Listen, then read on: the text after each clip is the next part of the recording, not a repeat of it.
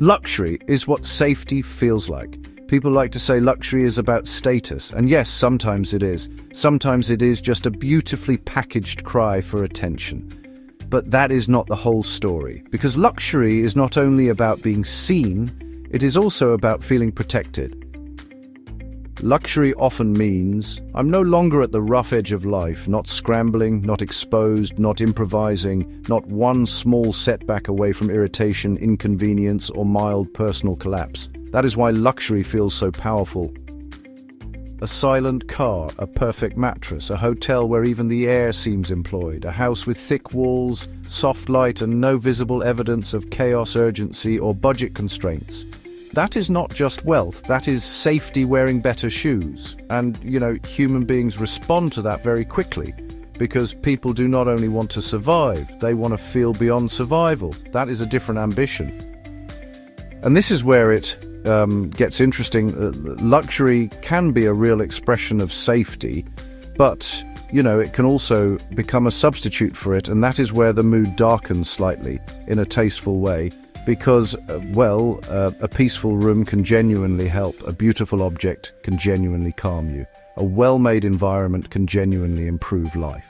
But if luxury becomes the thing that proves you are safe, valuable, or successful, then your peace becomes oddly fragile.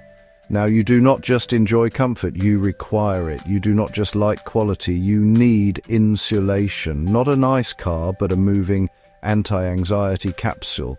Not a beautiful home, but a well-decorated refusal of unpredictability. Not a good hotel, but a restraining order against ordinary life. And understandable as that is, it comes with a problem. If your sense of well-being depends on everything being premium, then you are not exactly free. You are just comfortably hostage. That is the trap. At first, luxury says you no longer have to live at the raw edge. Then, very politely, it starts saying, and you must never go back. That is how comfort turns into fear. Fear of downgrade, fear of friction, fear of noise, mess, delay, cheapness, inconvenience, and all the other little reminders that life is still life, which means luxury sits in a very interesting place. At its best, it is refinement, a sign that life can contain beauty, care, calm, and margin. A reminder that human beings need more than function. They also need grace. But at its worst, luxury becomes emotional armor, a beautifully tailored attempt to keep uncertainty outside, which, unfortunately, uncertainty takes as a suggestion rather than a rule. So maybe the real question is not, why do people want luxury? Maybe the better question is, what are they trying not to feel? Noise, stress, exposure, crowding, fatigue, instability, the old nearness of necessity. And fair enough, not everything unpleasant has to be rebranded as good for character.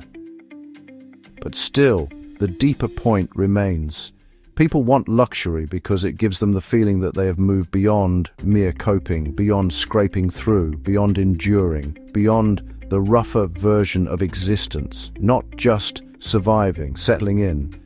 And that may be the real psychological power of luxury. It does not only say, this is expensive, it says there is enough now, enough room, enough softness, enough control, enough distance from the cliff edge. Luxury, then, is not just about status.